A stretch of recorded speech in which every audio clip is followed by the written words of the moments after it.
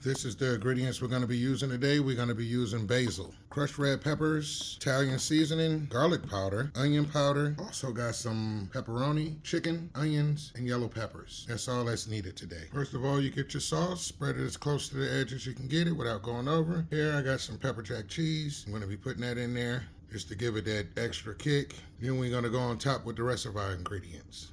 Got all my ingredients in there. Got it folded up. Last thing we want to do is 3 cuts in here.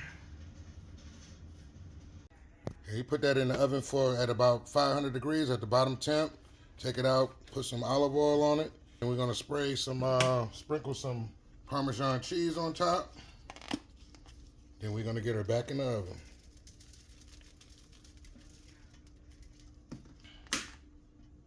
After being in the oven for additional 7 to 8 minutes, we take that out and let me give you that money shot. Oh yeah, wait till I cut into this thing. There go that money shot. And to the next one. If you like, don't forget to like, subscribe, hit that notification bell, and I'll catch you on the next one.